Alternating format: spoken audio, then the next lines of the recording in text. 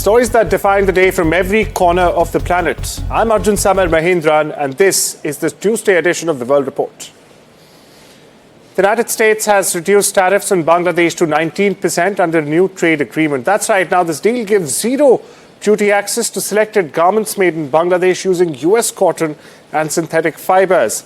Interim Government Chief Mohammad Yunus said the agreement follows 9 months of negotiations with Washington.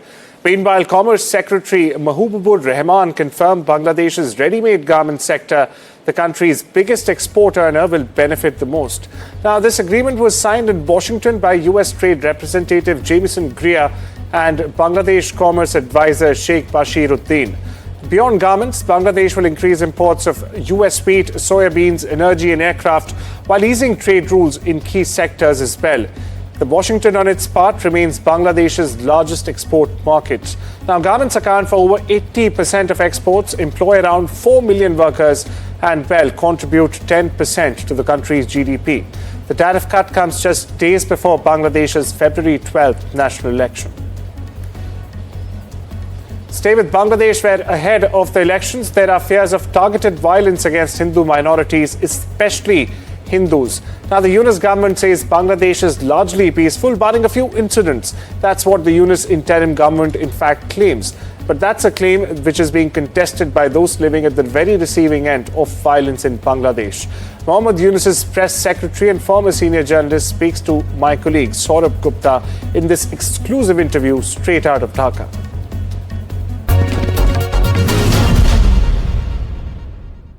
Today also there was a Manav Bandhan right outside the Jatiyo Sangshad, the parliament, national parliament. And the one fear everybody had is, okay, even if we go and vote, are we protected after we vote? For the way we vote in, for the party we choose? Why not? The security is for everyone, and security is not for only pre-election or the election day security. Security is for even the post-elections. And everyone will be, and we can tell you, like, it will be safe and very festive election. For minorities as well? Everyone, for everyone. Minorities, majorities, all communities. Professor Yunus has, said very clearly that this election will also chart Bangladesh's future. What is his future plans? And what is Bangladesh's future? His future plan is to return to his old job. Like he obviously would like to spread his vision of 3 zeros. He travels across the world and talks about this vision of a 3-0, zero net carbon emission, zero unemployment, zero. No interest in any power equation or any constitutional role, president or something like that, nothing. Have any interest in politics, no constitutional or no nothing. He wants to go back. He thought like he was given a very important job. He thinks he's done it well. At a crucial time of the country. And he steered the country towards peace and stability. And I think he has achieved most of the goals that he has set. And now we are waiting for the election. And once the election is done and a new government is elected, then the power will be handed over to the new government. And I think it will happen maybe in the next 7, 8, 9 days. Well, you heard Yunus's press secretary there. Meanwhile, minority groups and citizens groups in Bangladesh held a protest outside the nation's parliament to draw attention to their worries and fears, of course, over the prospect of targeted violence during the elections and especially after the elections. Minority groups, in fact, formed a human chain to draw attention to their apprehensions. This comes as patterns show that violence peaks just before and after elections when minorities have been targeted in Bangladesh. My colleague Saurabh Gupta gets you more. Bangladesh votes on February 12th, and ahead of elections there is a fear amongst minorities in the country that whether there is enough security for them or not as they vote. And that's the point they are making in this human chain that they formed right outside the National Parliament on Manik Mia Avenue here in Dhaka, the capital of Bangladesh. Now, there are a lot of interesting posters here, and if I can ask my camera person to show you these posters, they basically ask a very basic question: who protects the minorities after the votes are counted. They say nirapotta chai, nirobota na, which means we want security, not silence. Also, Shonkhaloguden nirapotta manei Bangladesh, which means once minorities are secure, that is what Bangladesh means. So these are posters that have come up here, and we'll try and get in a word from some of the people. You're here obviously with this poster. What's the point, the main demand, and why is it so important today for minorities to come and form a human chain here? It's very few. Why is it so important for minorities to come and form a human chain here today? It's not just minorities. I think across Bangladesh, we want to say that when we're talking about the protection of minorities in Bangladesh, first of all, minorities is not just religious minorities. There are other kinds of communities that are also under attack, have been under attack, and and women are also have been increasingly under attack, harassed. Across Bangladesh, and we want to make sure that after the elections and during the elections they are protected. People are demanding basically security to vote in these elections. With camera person Mohammad Mursaleen at the Manik Mia Avenue in Dhaka, Saurabh Gupta, NDTV. Well, amid these protests, Bangladesh will finally see an election Thursday. That is, in fact, the country's most consequential till now. It follows youth-led protests 18 months ago that overthrew the government of former Prime Minister Sheikh Hasina and also ushered Bangladesh into an interim administration led by Nobel laureate Muhammad Yunus. The vote comes alongside a constitutional referendum on political reforms, as well as it will end the transition period and test the South Asian nations' democracy and the sheer strength of it. Meanwhile, we get you what voters are thinking. আমি চাই না যে আর বাংলাদেশে অঘটন ঘটুক, এরকম যুদ্ধ লাগুক, আমাদের মতো স্টুডেন্টদের যেন আর না মরতে হয়। অনেক কিছুই কিন্তু আমরা করছি এই দেশটাকে স্বাধীন করার জন্য। তো আই থিঙ্ক আর যদি এরকম গ্যাঞ্জাম না হয়, আর যদি সুন্দর মতো দেশটা চলতে চায়, তাইলে একটা ফেয়ার ইলেকশন দরকার। Shifting our focus to the West, UK cabinet ministers have backed PM Keir Starmer after a senior Labour figure called on him to resign over the fallout from the Epstein-Mandelson affair. That's right, Scottish Labour leader Anas Sarwar said Starmer's handling of the appointment of Peter Mandelson as UK ambassador to the US was not good enough. He followed up this with renewed scrutiny on Mandelson's past links to convicted sex offender Jeffrey Epstein. Now, as Sarwar spoke, senior cabinet ministers publicly voiced support for Starmer. The Prime Minister later addressed Labour MPs at Westminster, telling them he would not step down, in fact would continue to lead the government. Pressure has also intensified after two senior advisers have resigned from 10 Downing Street, taking direct responsibility for recommending Lord Mandelson's appointment. Now, Keir Starmer has said he was misled about the extent of Mandelson's relationship with Epstein. He has apologised and now he is accepting the appointment was a quote-unquote mistake. Meanwhile, around half a dozen Labour MPs have already called for resignation. Meanwhile, Starmer remains in office, but questions over his leadership continue. Here's what Sarwar and Starmer says, followed by my colleague Ori, putting all the developments in perspective for you.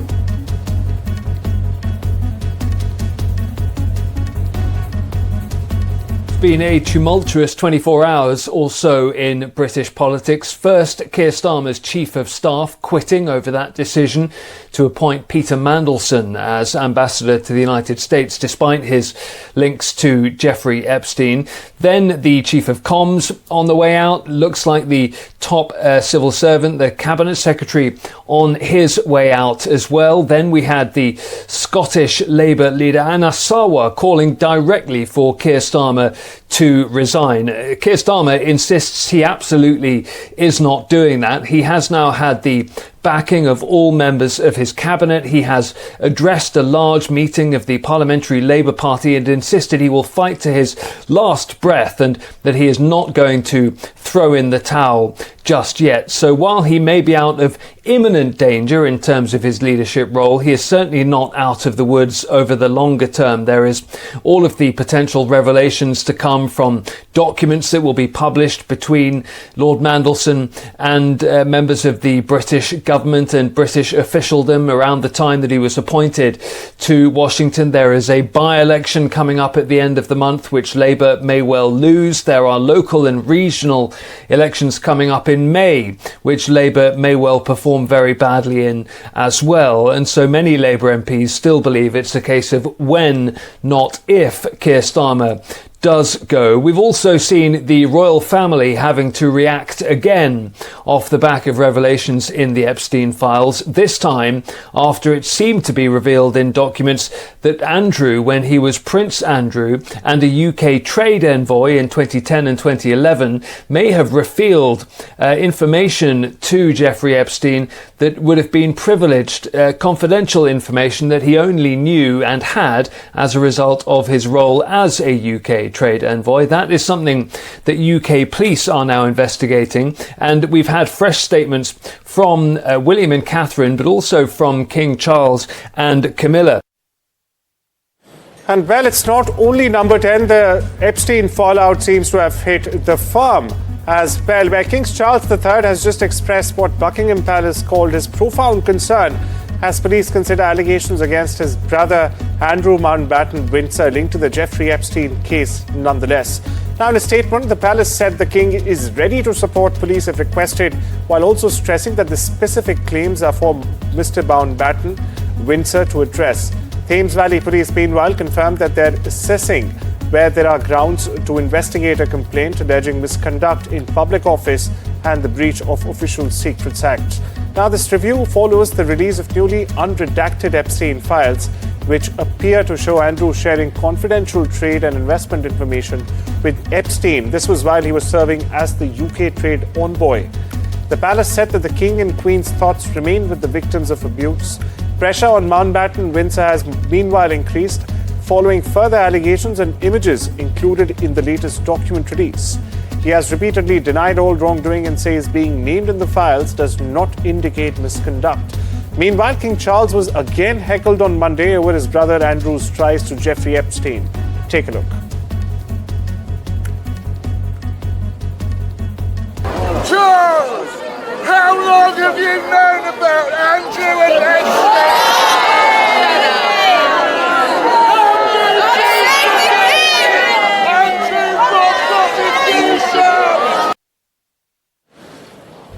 Now we take you to the US, where House Democrats say Ghislaine Maxwell is seeking clemency from President Donald Trump. Now, this comes as scrutiny intensifies over the fallout from the Jeffrey Epstein case.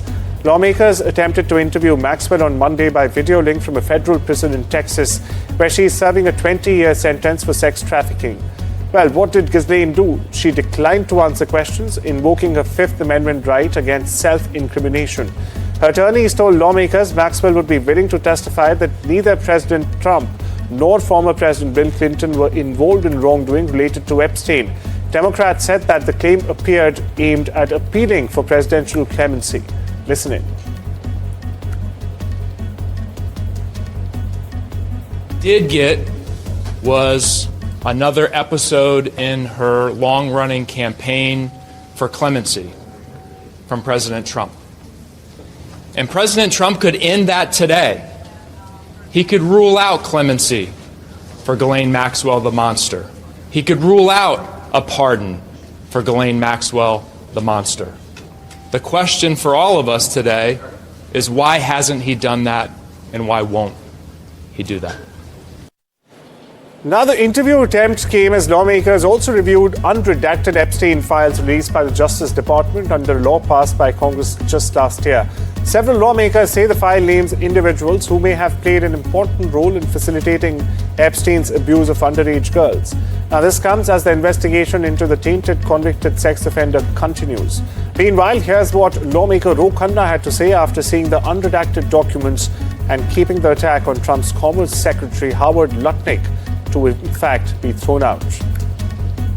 The user interface is a little clunky at first, but what I saw that bothered me were the names of at least 6 men that have been redacted that are likely incriminated by their inclusion in these files. So that's the first thing that I saw. It took some digging to find them. then I'll let you talk about what you saw. UN High Commissioner for Human Rights Volker Turk on Monday said that the events in Sudan's Al Fasher last October were a preventable human rights catastrophe. That's right, after visiting displacement camps in northern state Sudan in January, Turk said he heard first-hand accounts of mass killings, summary executions of civilians, sexual violence as well as torture and ill-treatment. Turk also said that sexual violence was systematically used as a weapon of war by the RSF and its allied militia. Here's more. The events that unfolded in Al Fasher in Sudan last October were a preventable human rights catastrophe. After imposing 18 months of siege, starvation and bombardment, the Rapid Support Forces unleashed a wave of intense violence. Thousands of people were killed in a matter of days, and tens of thousands fled in terror. Our collective job is to hold those responsible accountable and to make sure this never happens again. Israeli President Isaac Herzog visited a Jewish school in Sydney on Tuesday. School children made a guard of honor, waving mini Australian and Israeli flags, while Herzog and his wife, Michael, shook hands or gave high fives with the students. Local media coverage picked up Herzog saying, "Hello everybody, we're so happy to be here in your school," to some of the assembled students. Now, there was a heavy police presence in front of the school as the presidential visit was in fact underway in the land down under.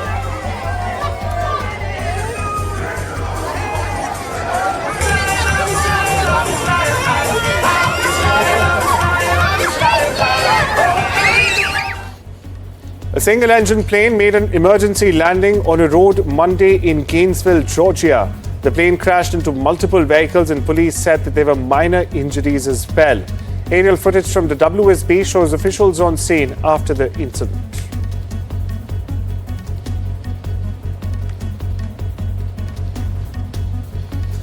Well, Colombia was still dealing on Monday with flooding in the north of the country after heavy rains, which have left more than 69,000 families affected altogether.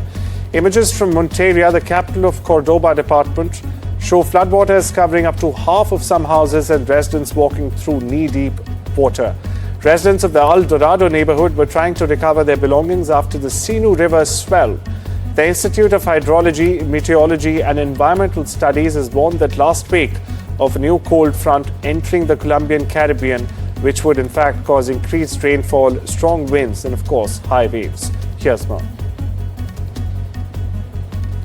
Todo el sentido, hay animales perdidos, animales muertos, la gente tratando de sacar sus cosas de las casas, lo poquito que les queda y bueno, esta es la tragedia. We shift our focus to New Delhi, where at an India-US trade agreement event, Union Minister Piyush Goyal turned diplomat and, well, comedian. That's right, recalling a chat with Trump envoy Sergio Gore, Goyal joked that the US lost the match by 18%. And the punchline? Well, he quipped if reciprocal tariffs were zero, America might have actually won. Here's the exchange. Pointed out one very important factor. The US lost the match by 18%.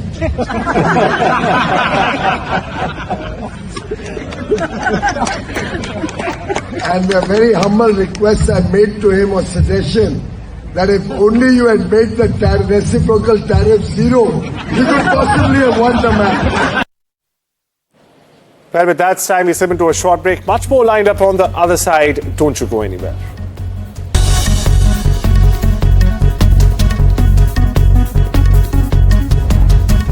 Now we shift our focus back to India's national capital, Delhi, which was all decked up as art lovers flocked to the recently concluded annual India Art Fair.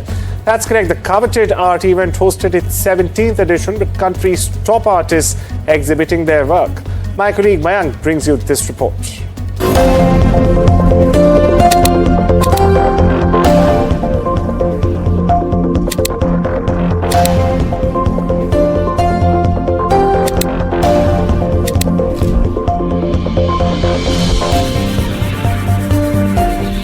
I'm at the 17th edition of India Art Fair, a colourful platform for nearly 130 33 artists from all over the country, putting a spotlight on South Asian art scene. A mixture of paintings, sculptures, large-scale installations, and even digital art.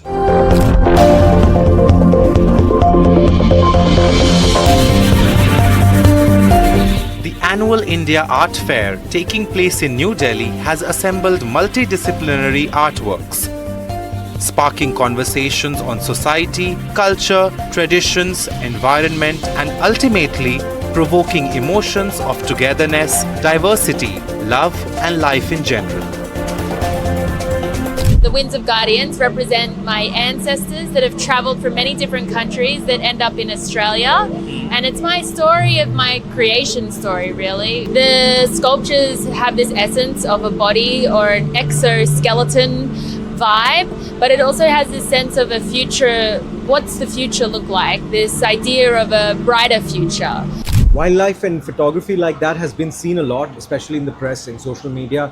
We wanted to talk about nature in a more lyrical way. So this entire show is a curation which is very poetic. We look at nature, but also how humans and nature have learned to coexist. And while there is tension, while there is, of course, darkness, there's also beautiful, beautiful stories.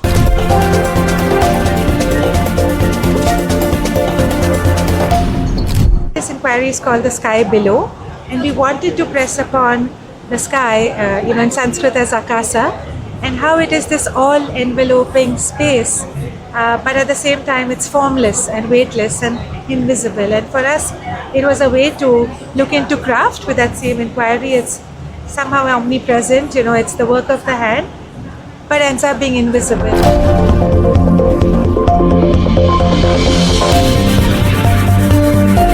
For me, it is very important that there be a value to what I create.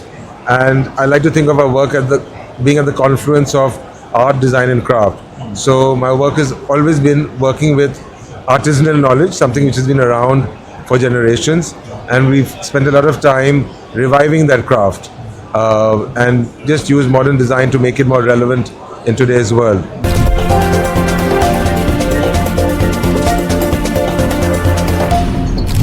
I love art, and I think art is important because it's really therapeutic, and also I really like it, and it's fun to do. What about you? My name is Milan, and I really like art because I love drawing, and it's just so cool. I just like it. Yeah. I just like making monsters and things like that. Monsters, okay. Yeah. Well, that's art. What about you? I like painting and stuff like that. And what do you like to drawing. paint? Anything that comes to my mind. Okay. Well, India Art Fair attracting art lovers, art curators, artists, art collectors, anybody who just loves beautiful things. The city is buzzing with creativity. This is Mayank Chaudhary for NDTV. That's all the updates we have for you this Tuesday. Take care and have a wonderful day.